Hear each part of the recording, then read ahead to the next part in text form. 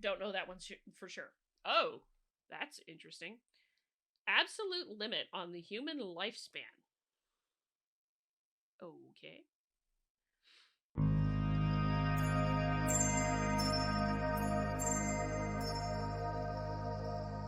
Thought today we'd do something fun. Later on locals, I'm going to be talking about the equity plan from the National Science Foundation. So I figured we'll talk about something else. An old mentor friend of mine used to say that one of the questions you should be asking when you're doing research is, who the hell should care? Why should anybody care about what you're doing? And so that question often comes to mind with some of the stranger things you find in scientific research. I stumbled over this article, and yes, it's from the end of 2021, but we figured it might be fun to talk about to wrap out the week for you guys. The 10 weird things that scientists calculated in 2021. I haven't actually looked all the way through this, but I figured it'd be a little fun just to mess with it. But 10 weird things in particular that scientists calculated in 2021. So here we go. Beer bubbles being the first one up. Pouring ice cold beer into a glass forms lots of tiny bubbles, and thanks to some thirsty scientists, now we know how many. These scientists calculated that a half-pint glass of beer produces up to 2 million bubbles, about twice as many bubbles as champagne makes. But the researchers found that the number of bubbles in a half-pint glass ranged from 200,000 to 2 million, according to their study published in March in the journal ACS Omega. Again, this is a question I would have to ask. Why is this important for us to know how many bubbles are in a half-pint glass of beer? I'm kind of curious to understand why we need to even know this to begin with. So it turns out the number of bubbles depends on 3 factors: the concentration of dissolved carbon dioxide in the glass, the volume of the bubbles, and the point at which the CO2 depletes, such that no more bubbles form. Also, tiny flaws in the glass would help bubbles emerge from the liquid. Again, I don't know why. I laugh at things like this because I don't know why. Anyway, the weight of SARS-CoV-2. The weight of COVID-19? Interesting. If you were to gather all the particles of SARS-CoV-2, the virus that causes COVID-19, circulating around the globe in one place, the weight of the tiny invisible particles would be somewhere between that of an apple and a young toddler. That's a heck of a weight differential, by the way. That is a heck of a weight differential when you think about the difference between an apple and a toddler. But anyway, Apple and a young toddler, according to study published in June in the Proceedings of the National Academy of Sciences. I'm sorry, do we? I know that COVID-19 is serious and all that jazz. I'm not belittling that. Why the hell is this important? Why the hell does this matter? In the slightest, why the hell does this matter? Okay, whatever. Genuinely a question. I don't know why. Anyway, that calculation is based on the estimation that each infected individual carries about 10 billion to 100 billion SARS-CoV-2 particles at the peak of their infection. So, yeah. If there are between 1 million and 10 million infections at a given time, which has been the case during the course of the pandemic, the particles together would weigh somewhere between 0.22 and 22 pounds. Jeez, I'm crying. Here we are talking, that is a really heck of a difference. That is 100%, that is 2 orders of magnitude different from each other, from one end to the other. That's a heck of a difference. Here we are talking about a super tiny mass of viruses, and they are completely wreaking havoc around the world. On the world, the researchers told Live Science. Elephants from space! So we were counting, well, I mean, in some ways that might actually be something useful in terms of conservation. Using satellites and artificial intelligence, researchers counted African elephants from space for the first time, according to a study published online in December 2020 in the journal Remote Sensing in Ecology and Conservation.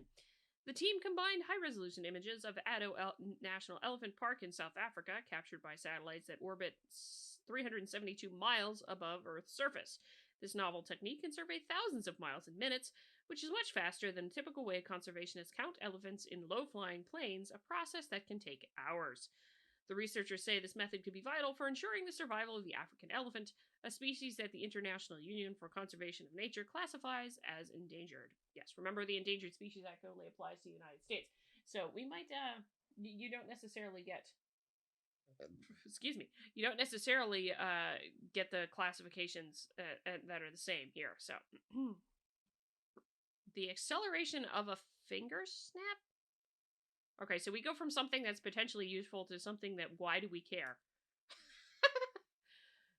Using high-speed cameras and force sensors, researchers figured out the fastest acceleration of the human body, a snap of the fingers. Okay. Finger snaps generate maximal rotational velocities of 7,800 degrees per second and a maximal rotational acceleration of 1.6 million degrees per second squared, according to a study published in November in the Journal of the Royal Society Interface. The acceleration of a finger snap is 3 times the acceleration produced by a professional baseball player's arm. That's interesting. When I first saw the data, I jumped out of my chair. Study senior author Sad Baumla, apologize for mispronouncing, an assistant professor of chemical and biomolecular engineering at the Georgia Institute of Technology, said in a statement, "The finger snap occurs in only 7 milliseconds, more than 20 times faster than the blink of an eye, which takes more than 150 milliseconds. Again, I don't know why this is important. I really don't. So we went from conservation, which might actually be really important in terms of biodiversity, to that. That is the fastest acceleration I have. Right there. This is, again, ask the question. What are we doing this for? What purpose does this serve? Why did we need to know this? Remember, one of the things about asking questions in science is asking something of significance. I don't know why we needed to know the acceleration of a finger snap, but now we know. Most precise pi ever. Pi is one of the most famous irrational numbers, which means it can't be expressed as a common fraction and has an infinite number of digits after the decimal point. Researchers in Switzerland have now calculated the most precise value of pi ever, up to 62.8 trillion decimal places. Holy crap. Of course, the calculations, which took 108 days, weren't done by hand, but rather with a supercomputer. But don't get too comfortable with the achievement, because pi is irrational. This record can be broken over and over forever. Again, I don't know why we need to know this, except that we're making computers more and more precise to be able to calculate such things, but fine. Popularity of your friends. Okay, what now? According to the friendship paradox, an idea that was first formulated in 1991, your friends are typically more popular than you are.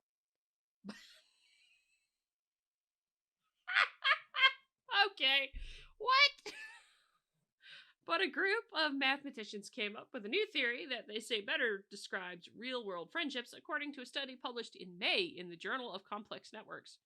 This is really strange. Averages are often highly misleading, or at least can fail to describe people's experiences. Lead author George Cantwell, a postdoctoral fellow at the Santa Fe Institute in New Mexico, previously told Live Science. Some people are less popular than their friends, others are more so. Their equations show that the friendship paradox tends to be stronger in social networks made up of people with different levels of popularity, such as a high school. If a person has 2 friends in the same social network as a person with 100 friends, in general, the friendship paradox will be stronger than in a network where the most social person has 10 friends and the least social person has 3.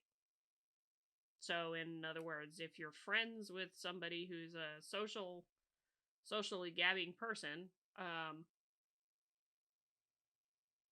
yeah, okay.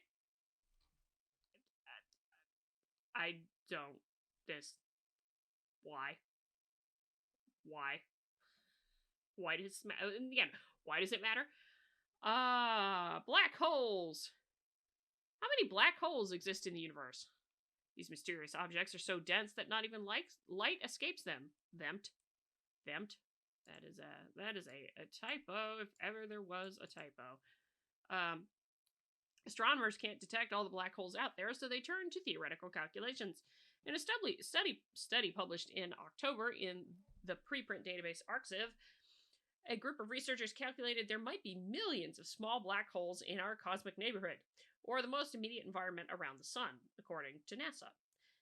The largest black holes, supermassive black holes, are much rarer than the small ones. Each galaxy usually has only one. All in all, they calculated the black holes hold about 1% of all ordinary matter, not dark matter, in the universe. Okay. Pretty damn cool. Walking around the moon. How long would it take to walk around the moon? The answer isn't black and white. Rather, it depends on a number of factors, including how fast you walk and how much time you spend walking each day. It also depends on whether you take detours and avoid rough topography at a hypothetical walking speed of up to 3.1 miles per hour, which researchers previously calculated in a 2014 study. It would take 91 days to walk the 6,786 miles around the moon. Live Science reported this year. But because it's not possible to walk nonstop for 91 days, the journey would likely take much longer. It's more likely that a person could walk a few hours each day. If a person walked at this speed for 4 hours a day, it would take 547 Earth days, or about 1.5 years, to walk around the moon. I mean, I suppose that's kind of useful for things related to NASA, and whether because you've got the Artemis program, which is meant to get another man and the first woman on the moon, rather. Wow. Pardon that blank. Pardon that. That was not what I entirely meant to say. But anyway, so I think that may be useful. But okay, satellites orbiting Earth. In another article, Live Science explored the question of how many satellites currently orbit the planet. You might be surprised, there's actually a lot of them. Since NASA launched Sputnik, the world's first human-made satellite, in 1957, thousands of satellites have been lofted. About 10 to 60 were launched annually until the 2010s. Yes. Seriously, we do launch that many satellites into the air. We have a lot up there. Since then, the numbers have increased tremendously. 1,300 new satellites were sent to low Earth orbit in 2020, and more than 1,400 in 2021. As of September 2021, there were around 7,500 active satellites in low Earth orbit, Live Science reported. If you're wondering about your GPS, that's why your GPS works so well, because of the satellites. Because of the 7,500 satellites you can bounce that signal off of to figure out where the heck you are. And where the heck you need to go. That's kind of one of the reasons why it works so well. If you're using a GPS, of course, we also can, triangulate off cell towers, I think now, right? Don't know that one for sure. Oh, that's interesting. Absolute limit on the human lifespan. Okay. The absolute limit on the human lifespan may be 120 to 150 years, according to a study published in May in the journal Nature Communications. A group of researchers calculated that limit using a mathematical model which predicted that after 120 to 150 years, the body would lose its resilience, or the ability to recover from illness and injury. But if future therapies targeted and extended the body's resilience, humans might be able to live longer, researchers said.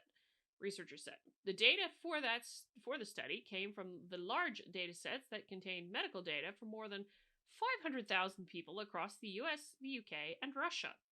The data included blood tests in which the researchers specifically looked for the ratio of two types of disease-fighting white blood cells. So that's interesting. Of course, there's always the thing of how do you live forever, right? Which probably might have been where that came from, and trying to figure out the absolute human lifespan. It's just like, well, how long can a human possibly live?